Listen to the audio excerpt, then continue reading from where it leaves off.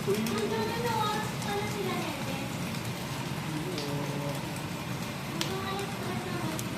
alin? Alas 3.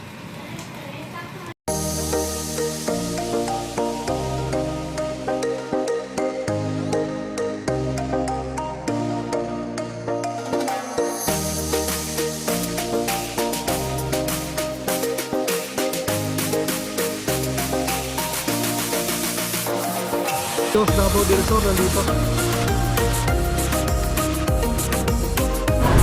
Oh, Canada!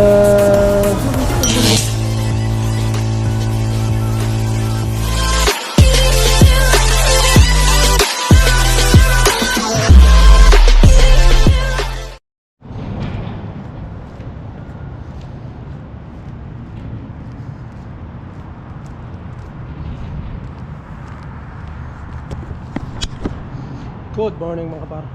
Wala pa rin snow mga par. Maganda pa rin. Maganda pa rin panahon natin ngayon. So dito tayo sa basta pa rin. Good morning mga par. Dito na tayo sa Shepherd Jam. May kape na tayo, teams. Baka naman, teams. So medyo maaga pa mga par. Ay! Nabalitaan nyo ba mga par, no?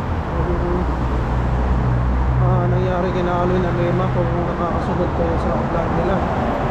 Alwin Alema mga par, si Boss Alwin is na-refuse yung PGWP niya. So nakakalungkot lang ano? Kasi matagal nilang hinintay yun mga par. Matagal nilang hinintay yun, 6 months mga par, no? Tapos na-refuse lang.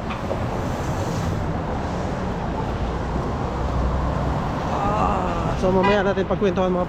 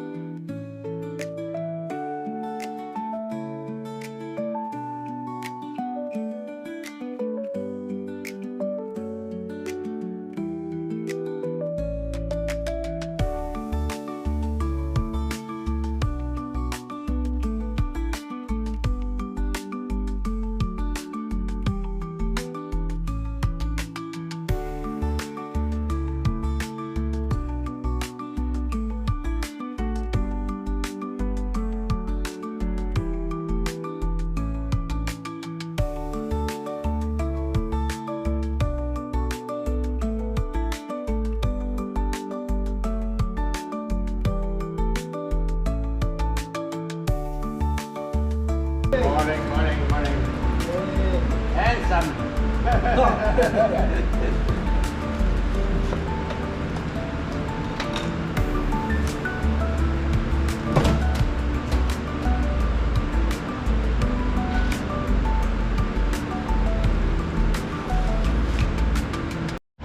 So, yun mga par, good morning. Good morning ulit. Nandito na tayo sa trabaho. Yun, chillax lang ulit tayo mga par, no? So, yun, may nabalitaan ako mga par, no? Kung nasusundan nyo yung or kung nanonood kayo ng vlog ng Alwin and Emma, no? Isa silang vlogger, nasa Calgary sila, no?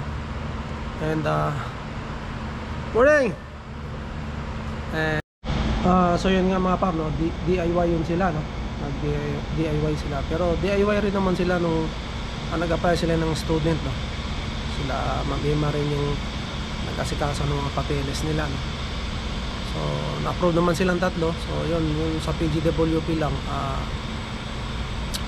yun nga, si Boss Alwin mga par, na-refuse. And then pending pa yun si Ma'am at saka yung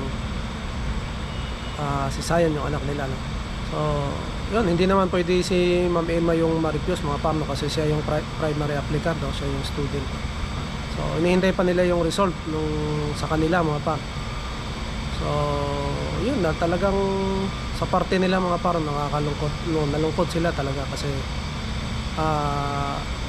na-refuse sila mga par. Ibig sabihin nun si Boss Alwin is hindi na pwede magtrabaho, no?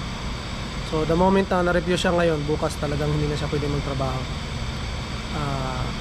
Kasi mga par, kung ipipilit mo yan, magtrabaho ka pa rin, pwede naman, pero pag-apply mo ng PR mga par, malalaman yan doon, magkakaproblema ka niyan.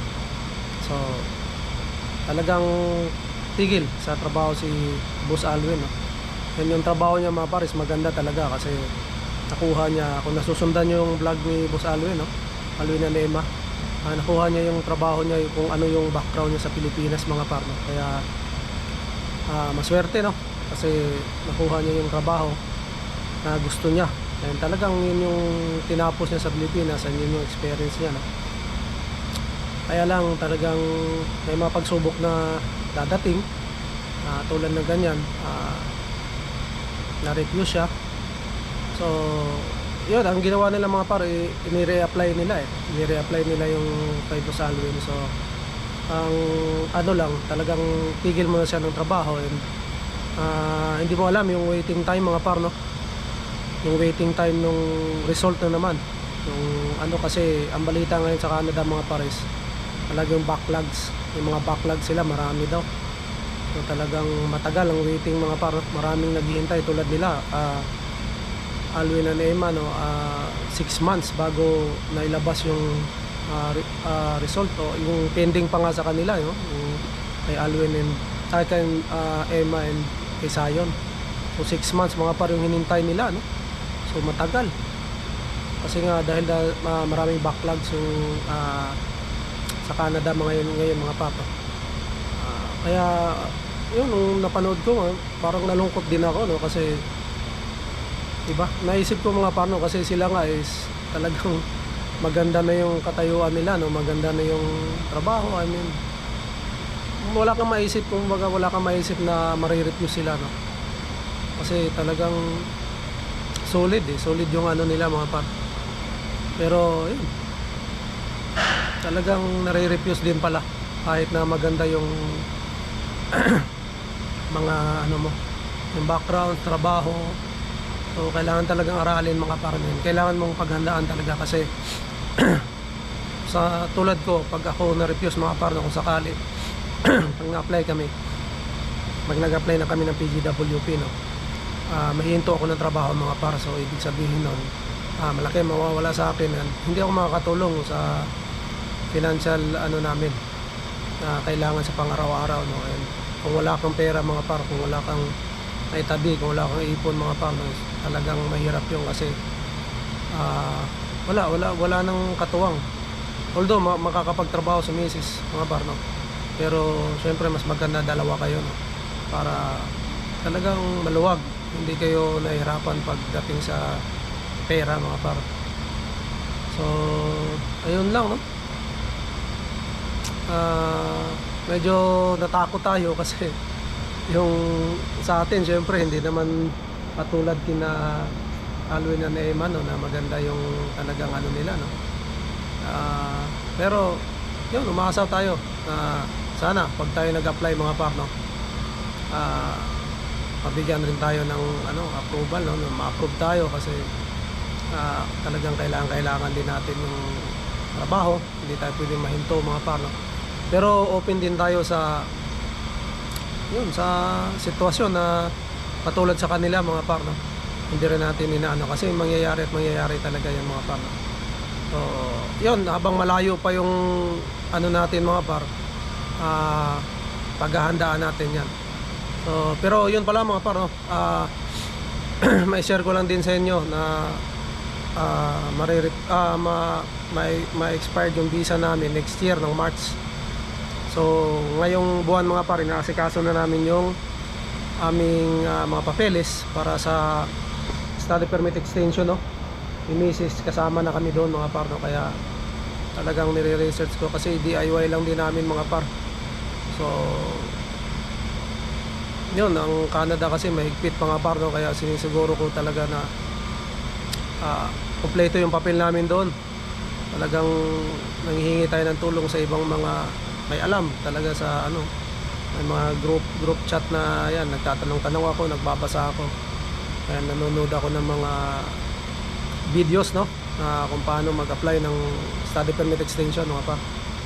So yun, parang natatakot na din tayo kasi yun nga, mahigpit sila ngayon mga par, no, kasi gusto nilang bawasan yung mga nandito sa Canada mga par. And unfortunately tayo, ma-expire tayo next year March.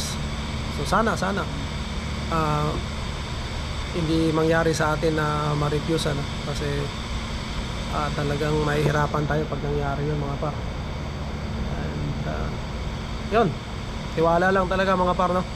And kung ano man ang mga pagsubok na dumating, is gagawa natin ng paraan. Hanggat hindi tayo pinapauwi ng Canada, legal pa rin tayo dito mga par, gagawa natin ng paraan yan and mag-stay tayo rito, makapag-stay tayo rito mga par, no? So, pero kung talagang hindi na pwede, huwag na nating ipilit mga par kung wala na talaga tayong magawa ng paraan. So sa parte nila, sa sitwasyon nila Boss Alwin, no, ni-reapply lang nila mga par, no, yung kay Boss Alwin. So yun, yung waiting time hindi nila alam kung ilang buwan o ilang buwan na naman, no. So sana lumabas ng maaga yung resulta, no, ni Boss Alwin para yun, makapagtrabaho siya uli. And sabi naman ng boss niya, anytime pag may permit na siya bumalik, and yun, may naghihintay pa rin sa kanyang trabaho. So yun, waiting time lang talaga mga par yung naging problema. And yun, banding na rin siguro sa anak niya. And kung may naitabi naman sila, wala namang magiging problema mga par. Yung isa lang yung magiging problema nila, yung talagang paghihintay kung kailan.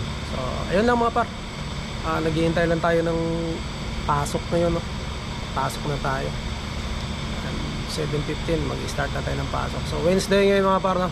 So shout out sa lahat ng mga nandito sa Canada and mga naghihintay ng mga permit nila mga par. Yun, tiwala lang. And kung ano man ang resulta mga par, yun, nakakalungkot kung bad news. Kung good news naman is talagang masaya tayo. Pero kung bad news mga par ang resulta, may paraan pa mga par, no? Gawa natin ng paraan. Okay lang yung malungkot, pero kailangan natin gawa ng paraan. Laban pa rin mga par, huwag tayo panghinaan ng loob, no? Gagawa basta legal na paraan mga par. Laban lang natin. Magiging okay din ang lahat pagdating ng panahon mga partner. Yun, talagang isa siyang malaking experience din para sa atin, no? So yun lang mga par, mamaya ulit tayo magpintuhan kasi pasok na tayo mamaya. Okay, yo mga par, dito ulit tayo sa Shepherd Yao. May mga bisikleta pala dyan, no? Ano yan, mga nagbibisikleta o binibenta. May bisikleta eh. Yun, school na rito.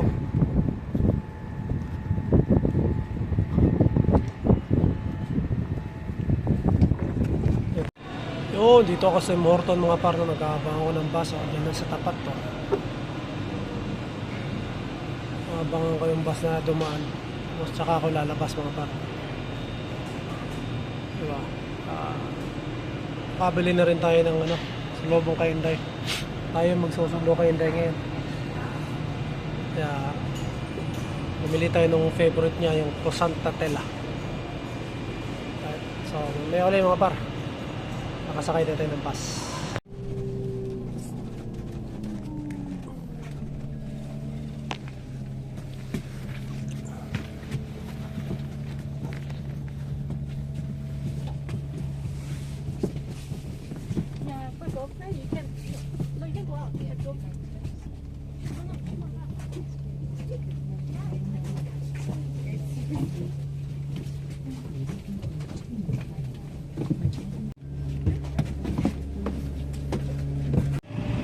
Sakay na tayo mga par, para hindi na tayo maglakad. Diba? tayo rito. 103.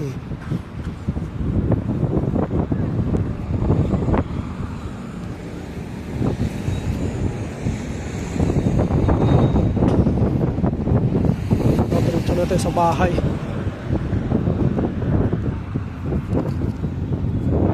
Tawid.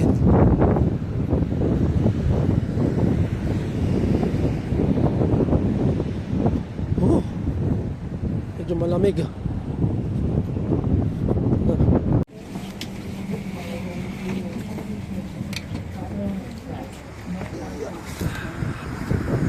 Ano mga pa? Siya. Lamig. Lakad ulit yung mga bar, pabalik na.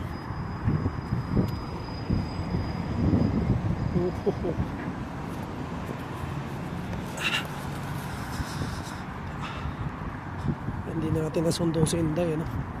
Si Mrs. na nagsundo. Hindi umabot yung bus mga delay. Lamig. Pero wala pa rin guys. Pero malamig mga par. Guba to. Scary guba.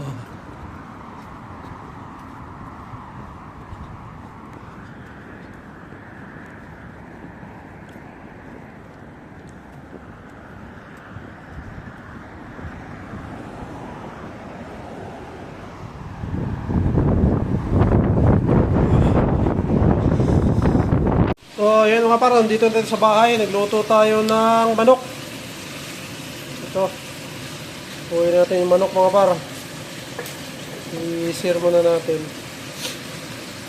Nalagay ko to ng ano mga par, ng cabbage. Yeah.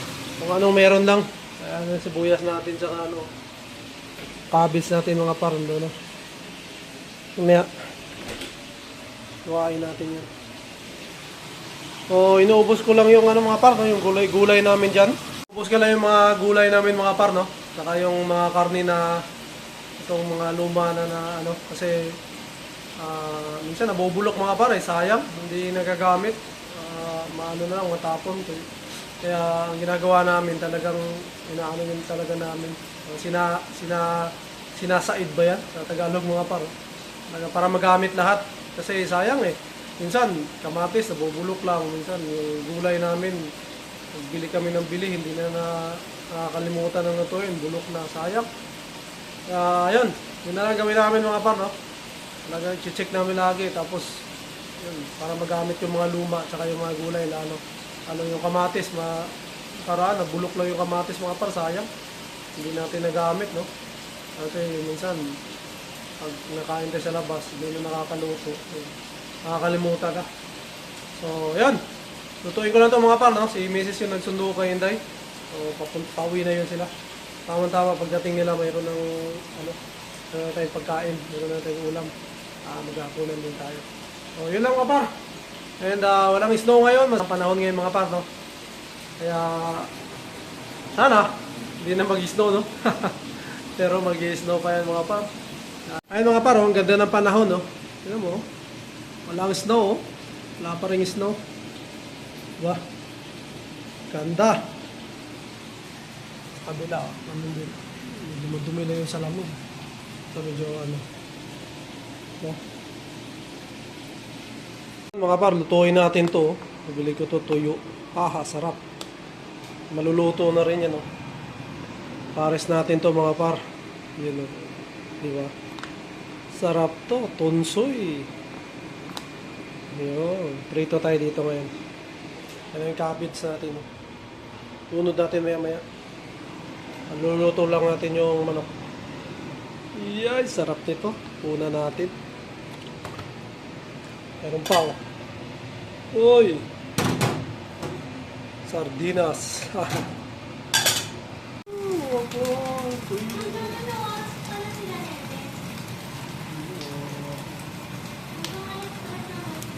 Ang alin? Alas 3. siguro mga par, dito ko natatapusin ang aking vlog. And maraming salamat sa lahat ng mga silent viewers na nanood sa ating mga bagong uploads, no, mga par, no. Maraming salamat, no. And siguro dito ko natatapusin ang aking vlog and we'll see you on the next one. Bye!